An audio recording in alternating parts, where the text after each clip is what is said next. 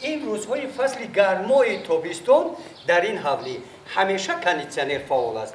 در حجره دیگر باشد همه وایسته‌های برقی کار میکنند، لیکن حسابخانه برقی در حرکت نیست، برای اون که در این حولی از نور آفتاب انرژی را استحصال میکنند.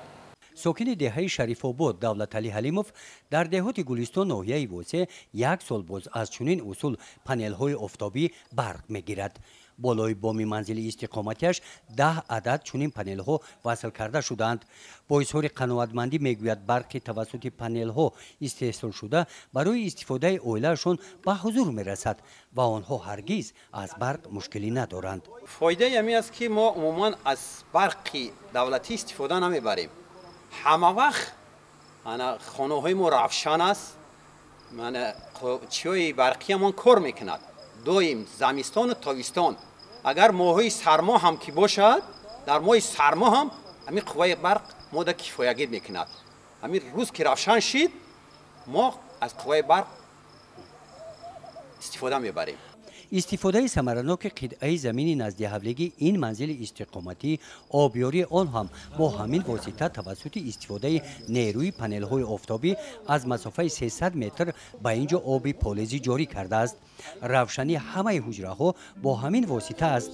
براحت برای عائله تماشا کردن تلویزیون رو با خبر شدن از خبر و رویدادهای کشور و استفاده دیگر واسطه های برقی به محدود با استفاده نیرو از پنل های آفتابی می باشند.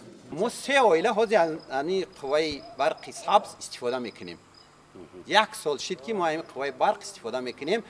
ماهانه ما 5 سامان 10 سامان زیاد قوه برق پرداخت نمیکنیم. ایده ما همین عائله ما تنها کی بود، ما اول خواستیم که همیشه به 3 کیلووات گرفتیم. 3 کیلووات که گرفتیم که کفایتی نکرد. 5 کیلووات در یک عائله کفایت است که 100% استفاده برق از خودش استحصال کفایت کند.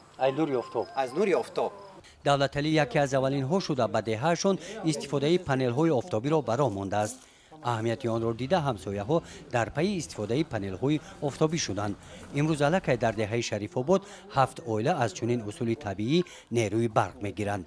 دولتعلی فایده پنل های آفتابی را دیده این پنل های نوی آفتابی را برای گذاشتن کارخانه‌اش با اصول استفاده پنل های آفتابی نگاه داشته است. مقصد دارد کارخانه خراطی خود را پوره با استفاده نیروی آفتابی گذراند. گزارش خواجه نظریف خدای نظر ظهوروف از ناحیه واسه برای برنامه اطلاعاتی نوید.